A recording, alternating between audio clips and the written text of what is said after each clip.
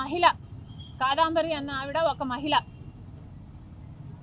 నాకు తెలిసి నేను కనుక్కుంటే నాకు తెలిసిన విషయం ఆవిడ ఒక డాక్టర్ అని, ఇంటర్నేషనల్ ఇన్స్టిట్యూట్స్కి రీసెర్చ్ పేపర్స్ కూడా రాసింది అని, ఒక అకంప్లిష్డ్ ఉమెన్ అని, ఆమె యాక్టింగ్ ఫీల్డ్లోకి వచ్చి ఒక యాక్ట్రెస్ అవుదాం అనుకున్నారని నాకు అర్థమైన విషయం.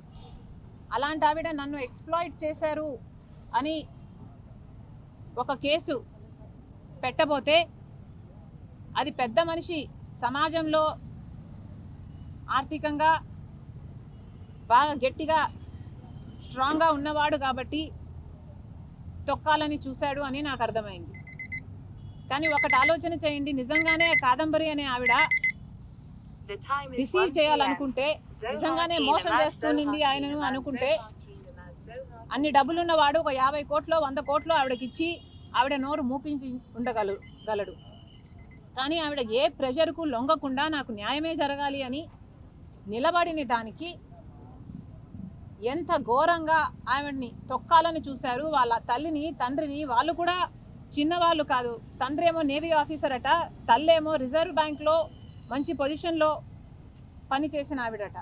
అలాంటి వాళ్ళని కూడా జైల్లో పెట్టి, ఈమెను కూడా జైల్లో పెట్టి ఎంత దారుణంగా వీళ్ళ పవర్ను దుర్వినియోగం చేసి ఐఏఎస్ ఆఫీసర్లతో సైతం 15 మందో 20 మందో ప్లెయిన్లో వెళ్ళి హుటాహుటిన ఆమెను ఇక్కడ తీసుకొచ్చి అరెస్ట్ చేయడం అన్నది ఇది అన్యాయమే కాదు, ఇది వికెడ్, ఇది క్రూవల్. నన్నే గనక తనొచ్చి సాయం చేయమని కోరమంటే, కొట్లాడమంటే తప్పకుండా కొట్లాడతాం అన్ మై పర్సనల్ కెపాసిటీ. ఎందుకంటే తనకు అన్యాయం జరిగింది అని స్పష్టంగా అర్థమవుతుంది కాబట్టి. జగన్మోహన్ రెడ్డి గారు కూడా సమాధానం చెప్పాలి. మీరు అధికారంలో ఉన్నారు, ఐపీఎస్ ఆఫీసర్లు మీ చేతుల్లో ఉన్నారు. మరి అలాంటప్పుడు మీకు తెలియకుండానే మీ ఆఫీసర్లు సజ్జన్ జిందాల్కు సాయం చేయబోయారా? సజ్జన్ జిందాల్కు మీకు ఉన్న సాన్నిహిత్యం సంబంధం గురించి సజ్జన్ జిందాల్ గారే చెప్తున్నారు. మరి మీ ఫ్రెండ్ను కాపాడడానికి మీరు ఇంతగా దిగజారిపోతారు అని నేనైతే ఊహించలేదు. అసెంబ్లీలో నిలబడి జగన్మోహన్ రెడ్డి గారు చెప్పిన మాట, నాకు 2 కూతుర్లు ఉన్నారు, వాళ్ళకు అన్యాయం జరిగితే ఎలా ఉంటుందో నాకు తెలుసు అని చెప్పిన వాడు, పక్కన ఇంకొక ఆడబిడ్డకు అన్యాయం జరుగుతుంటే, తన హక్కుల కోసం కొట్లాడుతుంటే తప్పుడు కేసు పెట్టించి ఒక ఫోర్జరీ కేసు కోసం ఆలోచన చేయండి. ఎవరైనా ఒక ఫోర్జరీ కేసు కోసం 15 మంది ఐపీఎస్ ఆఫీసర్లు అంతవరకు వెళ్ళి అరెస్ట్ చేసి తీసుకొస్తారా? దీని మీద ఎంక్వైరీ జరగాలి. జగన్మోహన్ రెడ్డి గారు కూడా సమాధానం చెప్పాలి. ఫేక్ న్యూస్ మాత్రమే అని, కెమెరాలు లేవు అని మాకు అర్థమైన విషయం. నిజంగానే కెమెరాలు లేవా, ఇది ఫేక్ న్యూసా అని మేము మల్టిపుల్ సోర్సెస్ నుంచి తెలుసుకోవడం జరిగింది.